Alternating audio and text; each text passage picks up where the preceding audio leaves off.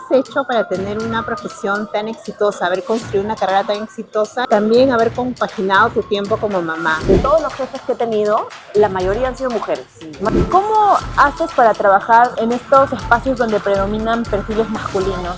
Por favor, antes de plantearme un tema, por favor, explícame, porque si tú no me lo explicas bien, yo no lo puedo escribir y menos lo puedo defender. Hola, bienvenidos a un nuevo capítulo de Preguntas sin Filtro para el podcast de Leuleye. Esta vez tenemos el placer de conversar con Lizzy Benzaquén, socia fundadora de benzaquén.p, que es una boutique especializada en el sector energético e hidrocarburos. Lizzy tiene más de 20 años de experiencia y además es un árbitro internacional.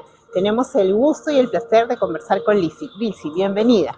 Lizzy, tienes una gran trayectoria, lo has mencionado, y me gustaría preguntarte, ¿cómo has hecho para tener una profesión tan exitosa, haber construido una carrera tan exitosa y sin embargo también haber compaginado tu tiempo como mamá? Cuéntanos un poquito cuáles han sido las estrategias, cuál ha sido el camino que has seguido. A ver, para mí, parte de mis objetivos como persona eran necesariamente ser madre. O sea, yo quería ser madre de todas maneras. Pero también parte de lo que me define a mí es todo mi personalidad en lo profesional, ¿no? Para mí mi carrera y mi mundo profesional es muy importante. Entonces estas dos cosas yo creo que son parte de lo que yo soy. O sea, no funciona una sin la otra. Y sí, no te voy a mentir, hay épocas en las que ha sido más complicado balancear y organizar, pero mira, con buena organización, con mi esposo ahí, pues, moviendo las pelotitas, mi mamá, mi suegra, una red, digamos, de apoyo bien organizada, se logra. No te voy a decir que es fácil, porque no lo es, y me ha pasado muchas veces que realmente estás agotada de una y otra cosa, y que tienes culpa por estar aquí o allá, pasa. Pero hoy día que mis hijos son más grandes, yo realmente puedo ver en su cara el orgullo que sienten de mí como una mujer profesional que además disfruta mucho su trabajo. Y eso es un gran ejemplo para ellos. Exactamente, y me lo dicen. A mí me gusta que tú seas así, me gusta que hayas trabajado siempre y que seas así, que te encante tu trabajo, porque es un ejemplo para mí, literal. Y de verdad eso es para mí un gran orgullo, ¿no? Algo que yo disfruto mucho, que sea bueno para ellos a su vez, ¿no? Y les he preguntado literal, ¿me has echado en falta que no iba a recoger de todos los días al colegio, que no estaba en todo? Sí. Y me miraron con una cara de sorpresa diciendo, ¿qué? Nada que ver. Porque trataba de llenar los espacios de otras maneras, ¿no? Claro. Pero qué difícil es, pero se logra con muchas ganas. Lizzy, a lo largo de tu trayectoria, ¿has tenido referentes femeninos y qué has aprendido de ellas? Sí, mira, yo creo que he tenido la suerte de tener, de todos los jefes que he tenido, la mayoría han sido mujeres, más de la mitad. Ajá. Y la verdad es que yo rescato de todas algo, ¿no? Porque, claro, algunas mejores que otras desde mi punto de vista, Por supuesto. en sentido profesional y en sentido de habilidades blandas, pero yo rescato de todas algo, porque de todas he aprendido, definitivamente. Lo bueno, buenísimo, me lo he llevado y eso es lo que yo he querido implementar cuando a mí me ha tocado ser líder. Y otras que de repente tenían mucho conocimiento del derecho y el manejo, ¿no? El mundo corporativo y tal, pero no tenían muchas habilidades blandas y de liderazgo. Entonces, Claro. ahí me parece que flaqueado un poco respecto al equipo, ¿no? Entonces, en la medida que tú, pienso yo, ¿no? Tienes un mejor equipo, más consolidado, haces un mejor trabajo. Claro. Pero como digo, si no aprendí, digamos, de manera positiva las cosas buenas, en todo caso aprendí por negación, ¿no? Las cosas negativas me las llevé para aprendizaje y saber esto es lo que no quiero hacer y lo voy a mejorar de esta manera, ¿no? Y sí ha sido bien importante para mí cada experiencia que he tenido, de cada una he aprendido. Lizzy, sabemos que trabajas en el sector energético. ¿Cómo haces para trabajar en estos espacios donde predominan perfiles masculinos? Sí, mira, realmente el sector en el que yo me muevo, que es el sector energético, de hidrocarburos, ¿no? Definitivamente es un sector que históricamente ha sido, digamos, más numeroso en términos de hombres, ¿no? O sea, todos los agentes, cuando yo entré al sector hace 20 años ya, prácticamente todo el mundo era hombre, ¿no? Sobre todo los ingenieros, los operativos, los que veían comercial, ¿no? Que digamos que es el core del negocio. Y las áreas de apoyo, legal, finanzas, recursos humanos, ahí había mucho más mujeres. Pero a mí me tocó enfrentarme a estas áreas, ¿no? Comercial, operaciones, y la verdad es que fue un reto realmente difícil para mí. Yo era mucho más joven, una profesional prácticamente recién salida, no sabía nada del sector, entonces tuve que aprender muchísimo y tuve que aprender a ganarme la confianza de estas personas para que confiaran en mí.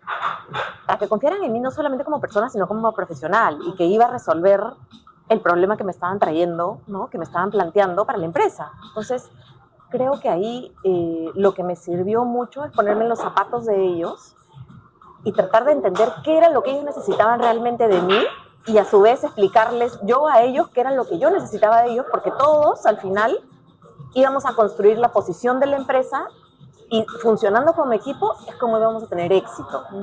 Entonces yo creo que o sea, en lo que trabajé muchísimo es en justamente entender esos puentes y hacer que la comunicación fuera fluida. Y obviamente estudiar muchísimo. O sea, tuve que capacitarme, tuve que aprender. Es más, les pedía, por favor, antes de plantearme un tema, por favor, explícame, porque si tú no me lo explicas bien, yo no lo puedo escribir y menos lo puedo defender. Entonces, demostrar también digamos, esa capacidad de aprender, yo creo que también era valorado, ¿no? Decir, oye, sí, yo tengo confianza de decirte, oye, no sé, explícame, pero tenme tu confianza a mí de que yo lo voy a estudiar y lo voy a defender y lo voy a ganar, ¿no? Entonces creo que ahí conectamos y creo que esa es la forma, pero básicamente preparación y full comunicación con tu equipo. Yo creo que hubo mucha voluntad de tu parte y también mucha humildad, ¿verdad? Yo creo que sí, porque realmente era un sector, para mí, muy complicado. Claro. O sea, es un sector técnico y complicado, donde hay muchos agentes involucrados, muchas posiciones, y además un sector muy, ¿cómo decir?, estratégico, importante, mucho dinero alrededor. Entonces, cualquier decisión que uno tomara, el impacto era gigante. Claro.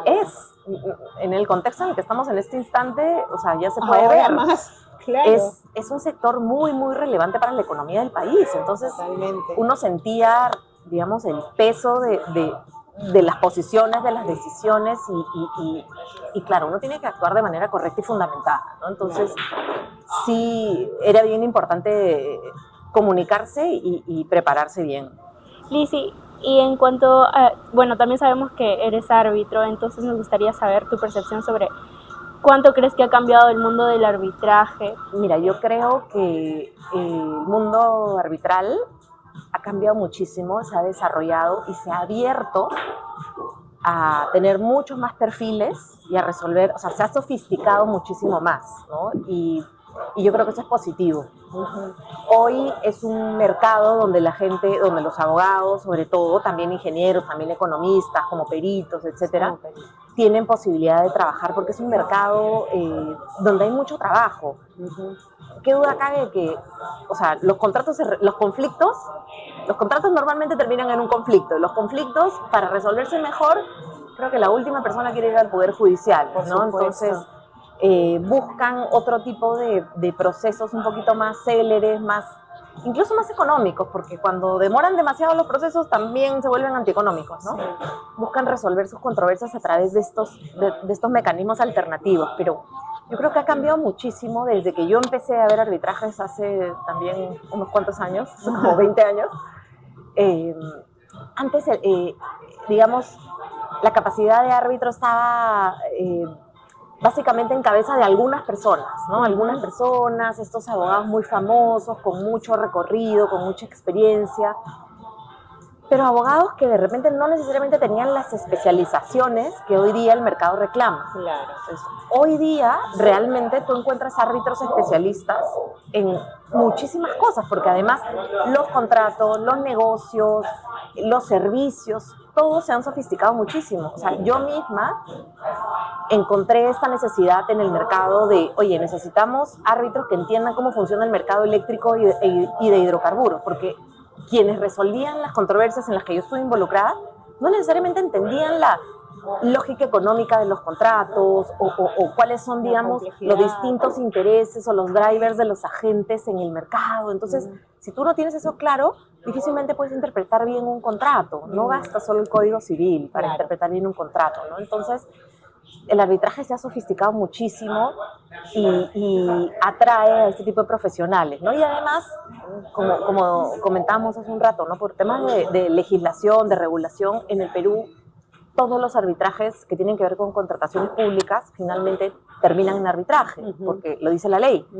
Entonces, claro, ahí se ha abierto un mercado muy grande y una posibilidad de trabajo que está muy bien, ¿no? Pero yo creo que ahí tenemos que trabajar todos los agentes que estamos ahí en mantener un nivel, ¿no? En ser siempre profesionales, digamos, correctos y prepararnos bien para resolver los casos de la mejor manera. Porque al final, si no hacemos un buen trabajo, es el propio sistema el que nos va a comer, ¿no? Sí. Y creo que eso no es la idea. ¿Qué es lo que necesita en realidad saber un abogado o una persona que quiera ser árbitro? ¿Hay características definidas que deba tener en cuenta?